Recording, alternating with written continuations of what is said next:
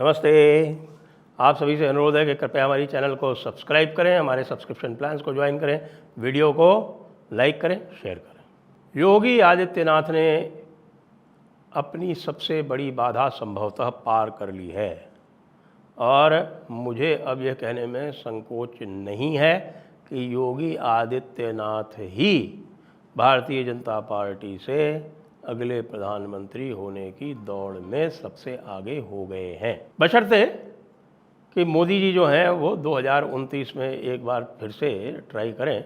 लेकिन मुझे लगता है कि उस समय तक मोदी जी जो हैं वो लगभग 79 साल के हो जाएंगे और जो भी उनकी प्रतिबद्धता है और जो भी उनके सिद्धांत हैं उसको देखते हुए वो संभवतः उससे पहले ही या तो अपनी सत्ता का हस्तांतरण कर देंगे या फिर योगी आदित्यनाथ को आगे रख कर चुनाव लड़ा जाएगा। मैं क्यों कह रहा हूँ, मैं इसको इसलिए कह रहा हूँ कि उनके जो प्रतिद्वंदी थे यानी अमित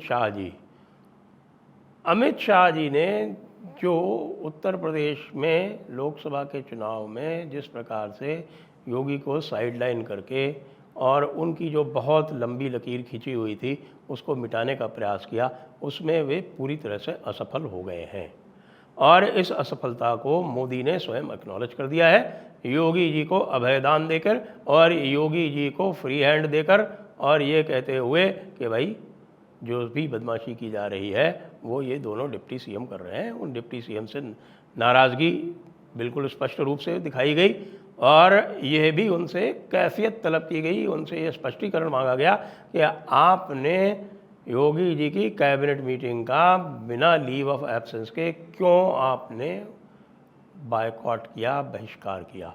क्योंकि या तो आप बाकायदे अनुमति मांगे मुख्यमंत्री से कि साहब मेरी ऐसी ऐसी समस्या है इसलिए मैं इसमें से अनुपस्थित रहना चाहता हूँ, या फिर आप वहाँ उपस्थित रहें। दो ही आपके पास ऑप्शंस होते। बिना बताए गायब रहना, दिल्ली में घूमना, बयान देना, बयानबाजी करना, अपने जो दूसरे दल हैं उनसे बयान दिलवाना, ये सब केशव मौर्य कर रहे थे और गुपचुप ब्रजेश पाठक कर रहे थे और सबको पता है कि इनकी पीठ पीछे कौन था। इनमें इतनी ताकत नहीं थी कि ये अपने आप कर सकते, इनकी प्राणवायु कहीं दूसरी जगह से आ रही थी और लोगों का संदेह है कि ये संभवतः गृह मंत्री जी के यहाँ से आ रही थी। लेकिन अब जो बुरी तरह से इनको फटकार मिली है तो उस फटकार से अमित शाह जी का भी जो कद है वो बहुत छोटा हो गया। अब कम से कम यह बाधा तो नहीं है, लेकिन ये पक्की बात है कि योगी आदित्यनाथ के नाम से देश के पूरे इकोसिस्टम में भूचाल मच गया है। देखिए, सबसे पहले तो योगी वर्सेस मोदी करा के बीजेपी की स्थिति खराब करने का कार्य किसने आरंभ किया? अवीक सरकार, यानी अवीक सरकार जो है वो ममता दीदी के बहुत नज़दीकी हैं। अवीक सरकार की एबीपी न्यूज़ ने ये पूरा कार्यक्रम आरंभ किया। इस कार्यक्रम में हवा किसने दी? इसमें हवा कतिपय यूट्यूबर्स ने, अजीत अंजुम, दीपक शर्मा टाइप के जो यूट्यूबर्स हैं जिनको यूट्यूब का और जो इकोसिस्टम है उनका विशेष वरद हस्त है, उन्होंने इसमें पूरी तरह से हवा देने का प्रयास किया। अजीत अंजुम ने कांवड़ यात्रा में जाके कांवड़ यात्रियों को बदनाम करने का, उनको अपमानित करने का और उनको लांछित करने का पूरा प्रयास किया। उन्होंने उनको बिल्कुल वहशी कह के भी पुकारा है और उनको जो है ये कहा है कि ये गुंडे, कांवड़ यात्री गुंडे। वैसे तो मैं मानता हूँ कि यदि गुंडों को ढूंढने जाएँ तो उनको बहुत अधिक दूर जाने की आवश्यकता नहीं पड़ेगी। जो समाजवादी पार्टी के जितने भी उनका कार्यकर्ता हैं वो पास में ही उनके रहते होंगे, नोएडा में रहते हैं अजीत अंजुम, वहीं वहाँ रहते होंगे, उनसे मिल लें तो उनको पता चल जाएगा कि गुंडे क्या होते हैं। और वैसे भी पश्चिमी उत्तर प्रदेश में गुंडों की क्या स्थिति थी तब थी और गुंडों की क्या स्थिति आज है, ये अजीत अंजुम को अच्छी तरह से मालूम है और पता भी है। लेकिन सबसे आश्चर्य मुझे तब हुआ जब आज मैंने देखा कि कहानी 2.0 एक रविवार को कार्यक्रम चलता है आज तक जो है वो हिंदी भाषा में सबसे बड़ा चैनल माना जाता है। अधिकतर नंबर 1 पे रहता है, कभी कभी कोई दूसरे आ जाए तो आ जाए, लेकिन यदि आप पूरे वर्ष का लेखा जोखा निकालेंगे तो आपको पता चलेगा कि आज तक निर्विवाद नंबर 1 चैनल है। आज निर्विवाद 1 नंबर चैनल जो है वो कहानी 2.0 में योगी आदित्यनाथ की कथा चला रहा था। पूरे के पूरे इकोसिस्टम से अलग जितने भी चैनल हैं उसमें आज योगी आदित्यनाथ ट्रेंड कर रहे हैं। योगी आदित्यनाथ यूट्यूबर्स में तो ट्रेंड कर ही रहे हैं, योगी आदित्यनाथ पूरे सोशल मीडिया पे आज ट्रेंड कर रहे हैं। क्यों ट्रेंड कर रहे हैं? क्योंकि सभी को यह पता चल चुका है कि भाई उत्तर प्रदेश में योगी आदित्यनाथ का कोई विकल्प नहीं है, और यह बात स्वयं भारतीय जनता पार्टी के सबसे बड़े नेता ने बड़ी ही सहृदयता से स्वीकार कर लिया। और यदि मोदी जी ने यह स्वीकार कर लिया है तो फिर जो दूसरे जो बात लोग चला रहे थे कि भाई अमित शाह जो है मोदी से मिलके और योगी का पत्ता काट देंगे, उनके पर कतर देंगे, वो सारा का सारा नैरेटिव जो है वो हो गया है ध्वस्त। और इस ध्वस्तीकरण के आलम में योगी का जो पूरा आभा मंडल है वह इतना अधिक देदीप्यमान हुआ है, इतनी आभा से चमका है कि उस चमक में, उस तेज में सारे के सारे जितने भी उनके विरोधी हैं, पार्टी में हों, पार्टी के बाहर हों, उनसे घृणा करने वाले हों, इस्लामी हों, कम्युनिस्ट हों, वो सब के सब फीके निस्तेज से घिसे पिटे मरे चुके जो है वो दिखाई पड़ रहे। यह कम से कम आज तो मैं कह सकता हूँ कि ये भारत के लिए एक अच्छा संकेत है। और मैं देख रहा हूँ कि कतिपय ज्योतिषी जी भी जो हैं वो पूरा का पूरा योगी के लिए अपनी भविष्यवाणियाँ कर रहे हैं। हमारे यहाँ भी कार्तिक गौर जी ने भी भविष्यवाणी की है, और वैसे भी वो नरसिम्हा राव जी भी भविष्यवाणी कर रहे हैं, और सारे के सारे कह रहे हैं कि आगे आने वाला समय जो है वो 2027 के बाद से वो योगी जी का है। और अब हमें आगे की तैयारी करनी है कि हम योगी से क्या अपेक्षा करते हैं, योगी हमसे क्या अपेक्षा करते हैं। पहले हम योगी की अपेक्षाओं पर खरे उतरें और उसके बाद फिर हम अपनी अपेक्षा जो है वो योगी जी से बताएं।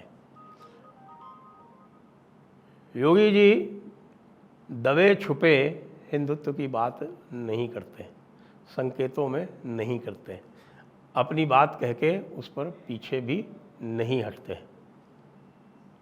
यदि शुभेंदु अधिकारी वाली बात योगी जी ने कही होती तो उस पर वो कभी उसका खंडन नहीं करते। और सही बात तो ये है कि माइक्रो मैनेजमेंट उत्तर प्रदेश का इतना अधिक हुआ है कि योगी जी की पर्सनालिटी जो पूरी जितनी निखर सकती थी उतनी निखर के नहीं आई है। उनसे ये कह दिया गया था कि आप संगठन में बिल्कुल आप हस्तक्षेप ना करें, आप तो सरकार चलाएं, संगठन सरकार में हस्तक्षेप नहीं करेगा। लेकिन भाई साहब, ये जो संगठन है या जो भारतीय जनता पार्टी के जो एमएलए एमपी हैं, यदि आप सोचते हो कि भारतीय जनता पार्टी के एमएलए एमपी सभी दूध के धुले हुए हों, तो बिल्कुल ऐसा नहीं है। वो पूरी तरह से उसमें जो है वो पोल्यूशन आ चुका है, वो सब उसमें इतना दोष है, इतना दूषित हो चुकी है ये भारतीय जनता पार्टी वाली गंगा कि इनमें और कांग्रेसियों में आप कोई अंतर नहीं निकाल सकते। चाहे वो भ्रष्टाचार हो, चाहे भाई भतीजावाद हो, चाहे वो और अन्य तरह के जो वाइट कॉलर क्राइम्स होते हैं वो हो। लेकिन योगी जी के राज में इनको अधिक अवसर नहीं मिलता है, अधिकारी इनके गलत काम नहीं करते हैं, तो इसलिए यह पूरा हल्ला गुल्ला किया जाता है कि भाई देखिए कार्यकर्ताओं की नहीं चलती है। कार्यकर्ताओं की नहीं चलती है तो सबसे अधिक कार्यकर्ताओं की जो शिकायत है वो भारतीय जनता पार्टी के उन्हीं मंत्रियों से है जो ये शिकायत करते घूम रहे हैं कि भाई कार्यकर्ताओं की नहीं चलती। कोई बात नहीं, ये फीडबैक आया है, इसके ज़्यादा बात हुई तो वो फीडबैक का जो मैकेनिज़्म है वो भी योगी जी ने इस्टेब्लिश कर दिया।